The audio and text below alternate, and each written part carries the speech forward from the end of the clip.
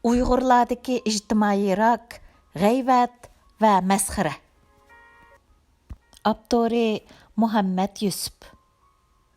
İnsan yaxşılıqni söydigan, yamanlıqdan nafratlanadigan qilib yaratilgan mavjudot bo'lib, u go'zal axloqqa intiladi, nachar axloq va yomon qiliqlardan nafratlanadi. Hər qandaq bir cəmiyyətdəki kişilərinin o'ttirsidagi baxt, saodat, mehr, muhabbat, do'stluq, inoqlik va birlik, ittifoqlikqa to'sqin bo'ladigan narsa dal nachar axloq va yomon qiliqlardir. Kishilarning g'ayvatini qilish va ularni masxara qilish nachar axloqning eng yomoni va eng xatarligi hisoblanadi. Çünki bu ikkisi do'stlarni dushmanga, yaqinlarni yotlarga aylantirib etadigan, oilalarning parchalanishiga, bolalarning yetim qilinishiga, tuqqanlarning g'amkin bo'lishiga, mehr muhabbatning ko'tarilib ketishiga sabab bo'ladigan ijtimoiy rakdir. Qur'oni Karim bizga ta'lim berib, mundaq degan: Ey iymon etganlar! Bir qavm yana bir qavmni masxir qilmasin. Masxir qilingan qavm masxir qilg'uchi qavmdan yaxshiroq bo'lishi mumkin.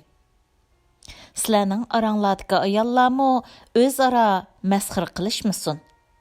Masxir qiling'uchi ayollar masxir qilg'uchi ayollardan yaxshiroq bo'lishi mumkin. Kishilarni masxir qilish iymonsizlarning odati bo'lib, Allah Taala kafirlarni söküp mundaq degan. Ya'ni kafirlar haqiqatan mu'minlarni masxir qilib kuladi. Mu'minlar ularning oldidan o'tganda, ular o'zaro ko'z qisishadi. Bir-biringlarning g'ayvatini qilmanglar. Sizlarning biringlar o'lgan qarindishining go'shini yeyishni yoqtiramdi? Uni albatta yomon ko'rsizlar. Undaqda Allohdan qo'rqinglar. Payg'ambar alayhissalom g'ayvatni tonishtirish, uningdan to'sish va uning yomonligini bayon qilish uchun bir kuni sahobalardan g'ayvatning nima ekanligini bilamsizlar deb so'rabdi. Sahobalar Allah va uning payg'ambari yaxshiroq biladi deyishibdi. Shu vaqtda payg'ambar alayhissalom ularga g'ayvat degan birov haqida yomon ko'rdigan so'zlarni qilishdir debdi. Sahobalardan biri o'rnidan turib, birov haqida aytganlari rost bo'lsa-chi deb so'rabdi. Payg'ambar alayhissalom uningga javob berib, uning haqida aytganlari rost bo'lsa, uning g'ayvatini qilgan bo'lsizlar. Navada uning haqida aytganlari yolg'on bo'lsa, uningga qora chaplagan va yoki tuhmat qilgan bo'lisizlar debdi. Birovning chiroy shakli, qiyofati, nasabi, millati, axloqi, yurish turishi va uning o'ziga munosabatlik bo'lgan har qandaq narsa haqida aytilgan yomon so'zlar g'ayvat qatoriga kirdi. Bir odamga yana bir odam to'g'riliq yomon gaplarni qilsa, bir g'ayvatning gunohi yezilsa, nurg'un odam anglaydigan, dunyoning hamma yeriga tarqalib ketadigan medialarda, to'plarda birovning yomon gapini qilish, hassalab, qat-qatlab gunoh yezilishga sabab bo'ladigan qilmishdir. Chunki qandaqli bir yomon ishni yoshirin qilgandan, uni oshkora qilganning gunohi ig'ir bo'ladi. Payg'ambar alayhissalom ummatimning hammasiga mag'firat qilinadi. Faqatla oshkora gunoh qilg'uvchilar buningdan mustasno degan. O'limalar oshkora gunoh qilish ikki hassa bo'lib yeziladi. Biri sodir qilingan gunoh, yana biri uni oshkora qilishdir deb qaraydi.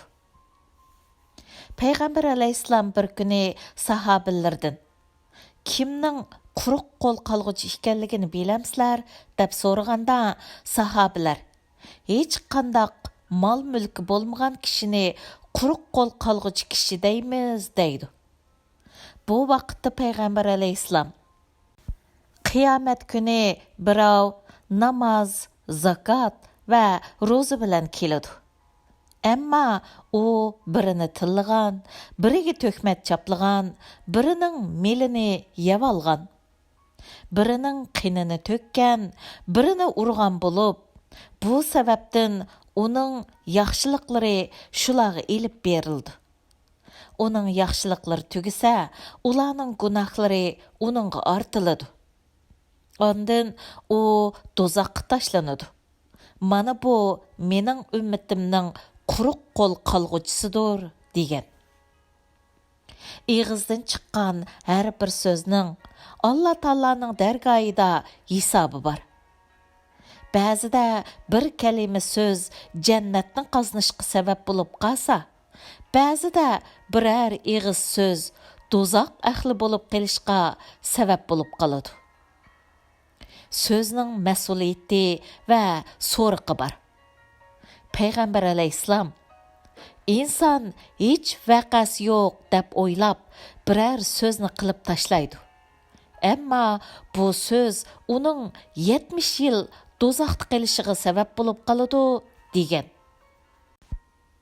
Abu Zar raziyallohu anhuning Bilal raziyallohu anhuni qari xotinning balasi deb qo'yganligidan payg'ambar alayhissalomning g'azabdan chiroyi o'zgarib ketgan va Abu Zarni sen jahiliyatning illatlaridan qutulib bo'lolmagan odam ekansan deb ayblagan. Abu Zar bu xatoliqidan o'zir tilash uchun o'zining muborak yuzini Bilalning topini ostiga qo'ymoqchi bo'lgan. Ayşe raziyallohu anhu yo'lda ketib borgan bir odamni ko'rib, qarasla mavi odam ajab pakarkina deb qo'yganligi sababli payg'ambar alayhissalom uningga qattiq ochiqlanib, siz uning g'ayvatini qildingiz, darhol tövbe qiling degan. Burunqi musulmonlar ana shundoq bo'lgan. Ular shundoq ehtiyot qiladi. Alloh taoladan shundoq qo'rqadi. Endi bizga nima bo'ldi? Jamiyat va tashkilot mas'ullarini qaralash, Uyg'urlarning haqqoniy da'vosini qilayotgan, ularning dardini xalqaroga anglitayotgan va bu yo'lga o'zini atab xizmat qilayotgan qarindoshlarimizni haqoratlash, kamsitish, ularning g'ayvatini qilish, yomon ko'rsatishga urinish degandek qilmishlar Alloh taolaning oldida hisob berish va vijdoniga yuz kelishdan qo'rqmaydigan bir qism Uyg'urlar orasida bosh ko'targan ijtimoiy illat bo'lib, bu Uyg'urlar uchun faol xizmat qilayotgan Uyg'ur tashkilotlarini va da'vo yo'lida aktiv bo'layotgan qarindoshlarni e'tiborsizlashtirish uchun tuzilgan cho'ng planning bir parchasidir. Yana ba'zilar hasad qilib yoki ig'volarga oldinib shundoq qilishi mumkin. Ammo boshqa millatlarda bu illat oz ekan. Ular o'z millatidan chiqqan ulamolarni, ziyolilarni qo'llaydi ekan, hurmatlaydi ekan, yo'lboshchilarning orqasidan izchil mangadi ekan. Ularni himoya qiladi ekan va qo'g'daydi ekan. Afsuski, bizda qo'llaydiganlardan tillaydiganlar ko'p chiqadi ekan. Bizda kishilarni tirik vaqtida tillab, o'lgandan keyin ulug'lash odati kuchlik ekan. Mayli jamiyat yoki tashkilot tarkibida bo'lsin, mayli mustaqil bo'lsin, da'vo sepida o'rin olgan va ish beshida turgan qarindoshlarimiz xalqimiz uchun, vatanimiz uchun biz qilolmagan nurg'un ishlarni va ko'plagan katta xizmatlarni qilib kelyotidi. Biz özümüzning rahiti bilan bo'layotgan paytlarda ular xizmat ustida bo'ladi. Biz tirikchilikning halakchiligida yurayotgan paytlarda ular davoni yanama bir baldoq ko'tarish uchun tirishadi. Biz rahat uxlayotgan kechalarda ularni beshiga kun kelganlar telefon qilib uyg'otadi. Biz oilamizning g'ami bilan bo'lib ketgan chog'larda ular millatimizning g'amida boshqa turdi. Biz ballarimizni elib, bog'chilarda ko'ngil ichayotgan kunlarda ular ishxonasidan ayrilolmay ishlaydi. Biz birarsining yo'lsizligi yoki arziyati sabablik g'azablanib, o'zimizni tutib olmay qolgan paytlarda ular ba'zi insofsiz Uyg'urlar tarafidan qor yomg'irdak to'kilayotgan til ahonat, haqorat va tuhmatlarga sabr qilib, lam-jim demay o'z ishlarini davomlashtirdi. Biz qilgan ishimizga loyiq maosh yoki ish qilib kun o'tkazsak, ular intayin oz va ba'zida bor, ba'zida yo'q maoshga kifoya qilib, tishini tishlab turib, oilasini idora qiladi. Demak, ko'pincha biz o'zimizning va oilamizning g'ami bilan bo'lib qolamiz. Ammo ular hamisha millatimizning, vatanimizning g'amida yuradi. Ey millat, insof qilayli. Vijdonimiz bilan hisoblashib boqayli. Biz ularga rahmat aytish va haqqida duo qilishning o'rniga ularni tillasak, haqoratlasak va ularga tuhmat qilsak, Rabbimiz bizni kechirarmi? Vijdonimiz bizni kechirarmi? Xalqimiz bizni kechirarmi?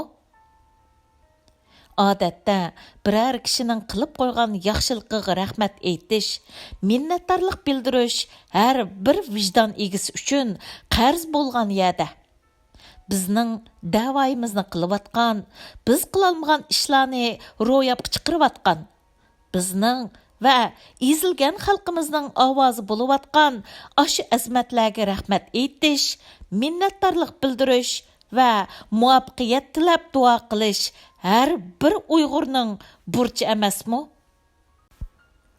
Osh bergan qozonga tarat qiladigan, non bergan qo'lni tishlaydigan xarakterdagi tuzkor insonlar uchun Payg'ambar alayhissalomning kishilarga rahmat aytmaganlar Allohga shukr qilmaydi degan so'zi nima degan hikmatli so'z-a? Hadisning ma'nosi shuki, tabiatida minnatdorlik xislati bo'lmagan, axloqi nachar, iymoni ojiz kishilar boshqalarning yaxshiliklariga minnatdorlik bildirmagandek, Alloh taolaning sonsizlagan ne'matlariga shukr qilmaydi. Maqola tamom.